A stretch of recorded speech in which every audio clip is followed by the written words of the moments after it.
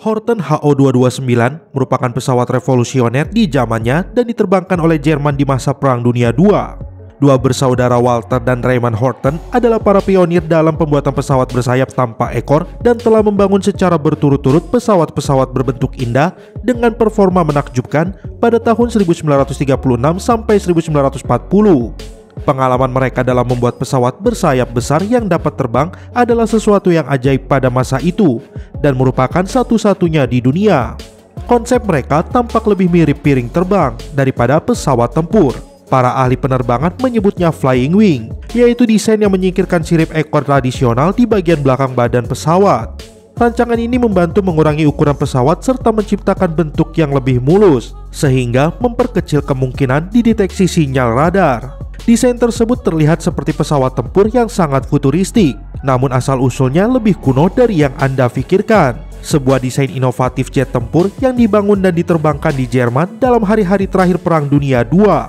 Pesawat bernama Horten HO229 itu sangat melampaui zamannya, sehingga sistem aerodinamiknya belum dimengerti sepenuhnya sampai sekarang.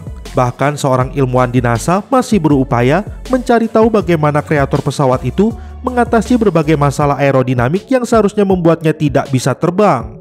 Penerbangan pertama pesawat ini dilakukan di Orenburg tanggal 2 Februari 1945. Pilot pengujinya adalah Erwin Ziller. Pesawat tersebut memperlihatkan hasil yang bagus, terutama dalam hal kualitas setirnya dengan hanya secuil instabilitas di bagian samping. Penerbangan kedua sama suksesnya, meskipun roda pesawatnya rusak akibat parasut rem yang mengembang saat mendarat. 2 minggu kemudian, dalam penerbangan ketiga terjadilah bencana yang tidak diduga-duga. Prototipe ini bahkan dilaporkan mengalahkan jet tempur ME-262 yang dilengkapi mesin Jumo 004 dalam pertempuran udara. Namun proses pengujian mengalami kendala ketika pada 18 Februari salah satu mesin jet F2 terbakar dan berhenti di tengah penerbangan. Pilot uji coba Erwin Ziller melakukan sejumlah berbagai upaya untuk menghidupkan kembali mesin sebelum akhirnya pesawat menukik ke tanah. Proyek tersebut tetap berlanjut dengan segala energi yang tersisa. Komponen prototipe yang masih ada segera dipindahkan ke Götterwagon Fabrik yang berada di Frederick Road. Pada bulan Maret 1945, proyek difokuskan kepada prototipe ketiga yang diberi nama GO229F3. F3 berukuran lebih besar dibandingkan dengan kedua pendahulunya dan bentuknya telah lebih disempurnakan lagi di beberapa tempat. BBC menyebutkan bahwa pesawat ini mempunyai teknologi yang melampaui zamannya. Tapi sayang, HO229 tidak pernah lepas landas. Ia masih dalam tahap pengembangan ketika Nazi Adolf Hitler luluh lantah di tangan sekutu yang dipimpin Amerika Serikat. Ketika pasukan Amerika Korps meluncur ke pabrik pesawat tersebut, mereka hanya menemukan bagian kokpit prototipe dalam berbagai tahapan pengembangan.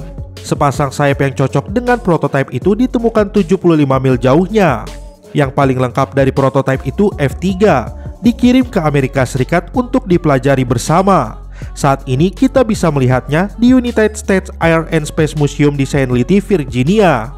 Soal apakah HO229 benar-benar pesawat siluman atau didesain untuk menjadi pesawat siluman masih menjadi perdebatan hingga sekarang. Bagaimanapun tidak ada satupun dokumentasi yang mendukung klaim ini. Meski begitu, Horten bersaudara mengklaim menemukan fakta desain sayap pesawat tersebut cocok untuk mendukung skema pesawat siluman. Raymond Horten pindah ke Argentina setelah Perang Dunia II selesai.